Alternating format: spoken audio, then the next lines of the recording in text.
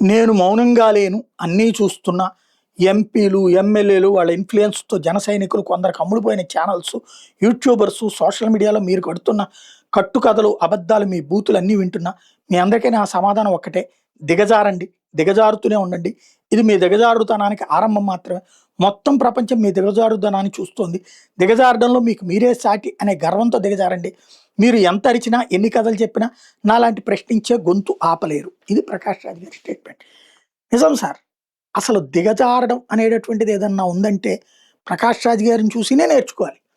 భారతదేశపు తిండి తింటూ, భారతదేశంలో బ్రతుకుతూ, భారతదేశాన్ని ద్వేషిస్తూ, భారతీయ ప్రజల్ని మోసం చేస్తూ, నటుడిగా తనకొచ్చిన సెలబ్రిటీ ఇమేజ్‌ని అడ్డుపెట్టి, ఈ దేశంలో ఉన్నటువంటి వ్యతిరేక శక్తులకు తోడు నిలబడేది ఆయనే. దిగజారిందెవరు? నీట్ అనేటటువంటి పరీక్ష పేపర్ లీక్ అయితే ఆ కన్సర్న్ వాళ్ళని అరెస్ట్ చేస్తారు, జైల్లో పెడతారు. కానీ దాన్నొక వివాదంగా మలిచి దేశంలోని యువతరాన్ని చెడగొట్టేటటువంటి ప్రయత్నం, భవిష్యత్ తరాల్ని మెదడుని విషపూరితం చేసే ప్రయత్నం ఎవరు చేస్తున్నారు? కాక్రోచ్ జనతా పార్టీ వాళ్ళకి మద్దతు ఇచ్చే ప్రకాష్ రాజ్ గారే. అట్లాగే ధర్మస్థల అనే ప్లేస్‌లో ప్రపంచంలోని అనేక మంది ఎళ్లి అక్కడ దండం పెట్టుకుంటుంటే, అక్కడ ఏదో జరిగిందని ఎవడో గన్నాయిగాడు మాట్లాడితే, దాన్ని పట్టుకొని రోజుల తరబడి ఉపన్యాసాలు ఇచ్చి, వీడియోలు పెట్టి, అక్కడ అన్యాయం జరిగిందని చెప్పి, చివరికి అది తప్పని కాంగ్రెస్ ప్రభుత్వం, పొరపాటున అక్కడ బీజేపీ ప్రభుత్వం ఉంటే మేనేజ్ చేసిందని చెప్పేవాడు. కాంగ్రెస్ ప్రభుత్వం ఉండటం వల్ల ఆ కాంగ్రెస్ ప్రభుత్వం అక్కడేం లేదని తేల్చితే, దానికి అర్రెర్రె దీనికి నాకేం సంబంధం లేదు అని చెప్పి క్షమాపణ కూడా చెప్పనటువంటి దిగజారుడుతనం ఎవరిది సార్? అదే సందర్భంలో పదే పదే ఇప్పుడు ఆంధ్ర రాష్ట్ర ప్రభుత్వం ఎవరు? చంద్రబాబు గారు.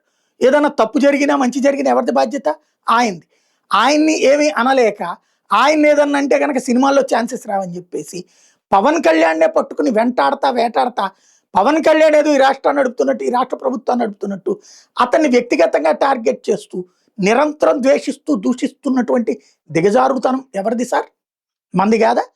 అలాగే ప్రపంచంలో ఒకప్పుడు ఎక్కడో 10వ స్థానంలోనో, 12వ స్థానంలో ఉన్నటువంటి ఆర్థిక వ్యవస్థని 4వ స్థానానికి తీసుకొచ్చి, ప్రపంచవ్యాప్తంగా దేశ పలుకుబడిని పెంచినటువంటి నరేంద్ర మోడీని నిరంతరం ద్వేషిస్తూ, దూషిస్తూ, ఆయన మీద తప్పుడు ప్రచారం చేస్తూ దిగజారిపోయింది ఎవరు సార్? మనం కాదా? ఈ దిగజారులన్నిటికీ మనం దిగజారి ఎదుటి వాళ్ళని దిగజారామంటే ఎట్లుంటది?